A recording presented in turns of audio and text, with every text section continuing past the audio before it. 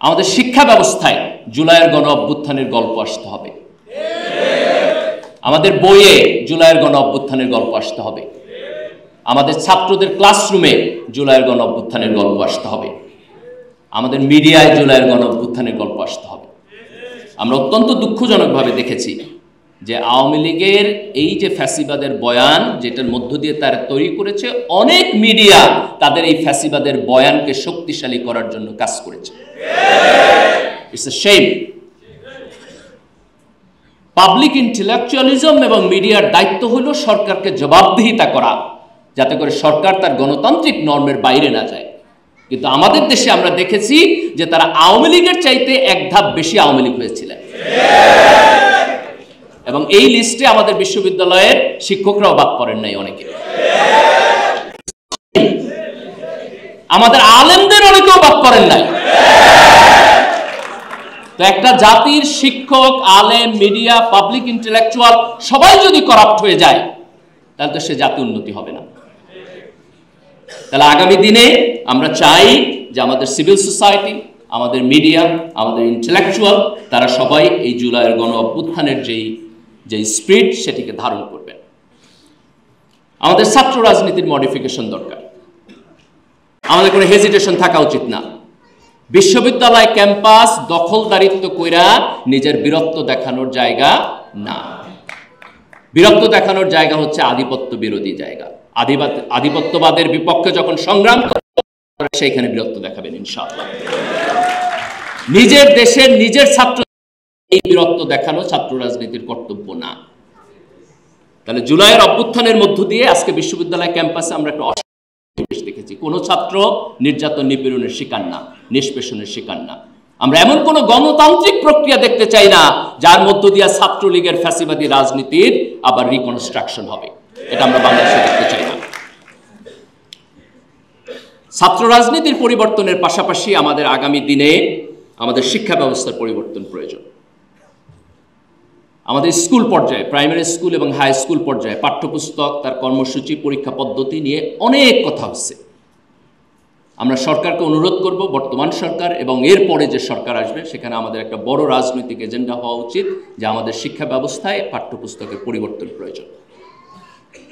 আমাদের পরীক্ষা পদ্ধতির মধ্যে পরিবর্তন প্রয়োজন। আমি বহু ছাত্রের সাথে কথা বলছি, এখনকার পরীক্ষা পদ্ধতি নিয়ে এটা কোনো পরীক্ষা পদ্ধতিই না, এটা কোনো পরীক্ষা পদ্ধতিই না। সৃজনশীল প্রশ্ন একাডেমিকলি ঠিক আছে, কিন্তু আপনি যদি তাকে প্রপারলি বাস্তবায়ন না করেন, তাহলে এটা কোনো কাজের জিনিস না।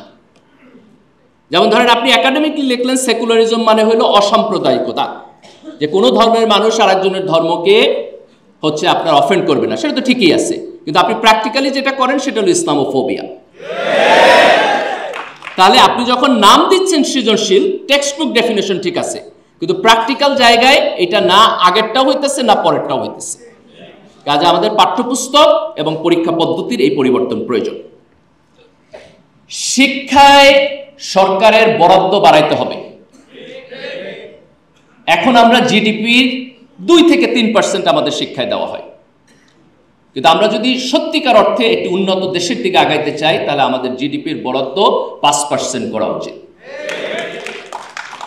আমি ছাত্র রাজনীতির বিপক্ষে, কিন্তু ছাত্রদের রাজনৈতিক যে অ্যাক্টিভিটিস তার বিপক্ষে না। কিন্তু ছাত্রদের রাজনীতি হওয়া উচিত তার দলীয় এবং ব্যক্তিগত স্বার্থ না, তার জাতীয় স্বার্থ।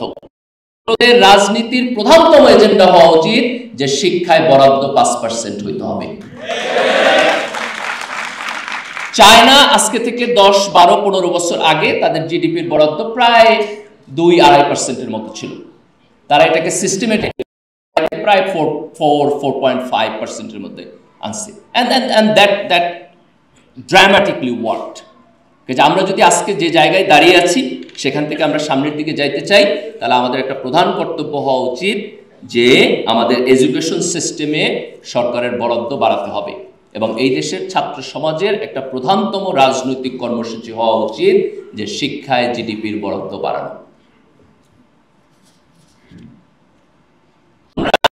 সারা দুনিয়ার এখন যে কম্পিটিটিভ ওয়ার্ল্ড, সেখানে আমরা পিছিয়ে পড়ব। আমরা ভারতীয় আধিপত্যবাদের কথা বলি, কিন্তু আমরা যদি ভারতের চাইতে অধিক যোগ্যতা সম্পন্ন না হইতে পারি, তাহলে কোনো না কোনোভাবে তাদের আধিপত্যবাদ আমাদের দেশে এফেক্টিভ হবে। দ্য অনলি ওয়ে আমরা যদি এটাকে কমব্যাট করতে চাই, তাহলে আমাদের যে তরুণ প্রজন্ম তাদেরকে এফেক্টিভ ম্যান পাওয়ারে পরিণত করতে হবে। কাজে তারুণ্যের একটা বড় কাজ হচ্ছে পড়াশোনার টেবিলে ফেরত যাওয়া, একটা বড় কাজ হচ্ছে তার যোগ্যতাকে বাড়ানো, একটা বড় কাজ হচ্ছে আজকের দুনিয়ায় যারা নেতৃত্ব দিচ্ছে তাদের সমপরিমাণ যোগ্যতা অথবা তাদের চাইতেও বেশি যোগ্যতা আমাদের অর্জন করতে হবে। সোশ্যাল মিডিয়ার কিছু ভালো দিক আছে, আবার অ্যাট দ্য সেম টাইম এর কিছু খারাপ দিক আছে। মডার্নিটির কিছু ভালো দিক আছে, আবার অ্যাট দ্য সেম টাইম তার একটা খারাপ দিক আছে। একটা বড় খারাপ দিক হলো সোশ্যাল মিডিয়ার যে মানুষ কতক্ষণ অ্যাটেনশন নিয়ে একটা জিনিস পড়তে পারে এই স্প্যানটা ধীরে ধীরে কমে আসতেছে। আগে মানুষ লম্বা বই পড়তো, এখন মানুষ ফেসবুক পোস্ট পড়ে, পোস্টের মধ্যে ছোট হইলে সেটা বেশি পড়ে, পড়ার চাইতে ভিডিও বেশি দেখে, এরপর ভিডিও আরো ছোট হয়ে রিল হইলে আরো বেশি দেখে। এই অভ্যাস দিয়া দুনিয়ার নেতৃত্ব দেওয়া যাবে না। একটা ভিডিও দেখার চাইতে একটা পোস্ট বেশি পড়েন, একটা পোস্ট পড়ার চাইতে একটা বই বেশি পড়েন, তাইলে পরে আমরা আমাদের যে যোগ্যতা সেটিকে বাড়িয়ে আমরা দুনিয়াকে নেতৃত্ব দিতে পারবো ইনশাআল্লাহ। আজকের দুনিয়ায় আমরা যে সমস্ত কনফ্লিক্টের মধ্যে বসবাস করি তার মধ্যে একটা বড় কনফ্লিক্ট হলো যে আধুনিক মানুষ কিভাবে তার মোরাল আন্ডারস্ট্যান্ডিং অথবা এথিক্সকে নেভিগেট করবে। প্রি মডার্ন ওয়ার্ল্ডে মানুষের জন্য এটা খুব সহজ ছিল যে সকল মানুষ কোনো না কোনো ধর্মীয় আন্ডারস্ট্যান্ডিংয়ের মধ্যে বড় হয়েছে। তাহলে আপনি আজকে থেকে 100 বছর আগে যদি যান, ইউরোপও আপনি কনজারভেটিভ ক্রিশ্চিয়ানিটি পাবেন, দেশে আপনি কনজারভেটিভ মুসলিম প্র্যাকটিস পাবেন। কিন্তু আধুনিকতার মধ্যে মানুষ যখন আগানো শুরু করেছে তখন সে বিভিন্নভাবে ধর্মকে চ্যালেঞ্জ করা শুরু করেছে। কিন্তু এই চ্যালেঞ্জের মধ্য দিয়ে সে এমন একটা জায়গায় আসছে যে তার মোরাল কনফ্লিক্ট অথবা মোরাল কোশ্চেন এটা রিজলভ হয় নাই, সেটার মধ্যে খাবি খাচ্ছে। তো আজকে আমাদের যেটা দায়িত্ব সেটি হচ্ছে যে আমাদের মোরাল আন্ডারস্ট্যান্ডিং এবং নৈতিকতার জন্য ওয়েস্টকে একসময় ধর্মের কাছে ফিরতে হবে এবং ইস্টকে তার ধর্মকে প্রিজার্ভ করতে হবে। যে আজকের যে তরুণ প্রজন্ম, আজকে বাংলাদেশে আমরা জুলাইয়ের অভ্যুত্থানের মধ্য দিয়ে যেখানে দাঁড়িয়ে আছি, আমাদের ধর্ম, আমাদের ইসলাম যেন আমাদের মোরাল আন্ডারস্ট্যান্ডিংয়ের সোর্স হয়ে উঠে এবং থাকে, এটা আমাদেরকে দায়িত্বহীনভাবে বলতে হবে। কাজে আমরা যখন ইসলামী মূল্যবোধের কথা বলি আমরা কিন্তু সাম্প্রদায়িকতার কথা বলি না, তাই না? দুই জিনিস। যেমন আমরা যখন ভারতীয় আধিপত্যবাদের বিরোধিতার কথা বলি আমরা কিন্তু ভারতের বিরোধিতার কথা বলি না। ভারত আধিপত্যবাদ ছেড়ে দেখ, তাহলে তারা আমার বন্ধু।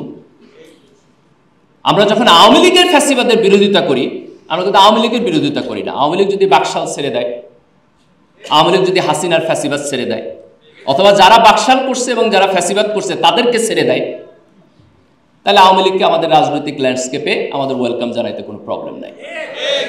কিন্তু আপনি আবার বাকশাল নিয়ে আসবেন, আপনি আবার 16 বছরের ফ্যাসিবাদ নিয়ে আসবেন, আমার গণতান্ত্রিক স্পেসে তো তার জায়গা নেই। তো আজকে আমরা খুব স্পষ্টভাবে বলতে চাই যে আগামী দিনের বাংলাদেশ ইনশাআল্লাহ ইসলামী মূল্যবোধের বাংলাদেশ হবে। আগামী দিনের বাংলাদেশ ধর্মীয় মূল্যবোধের বাংলাদেশ হবে।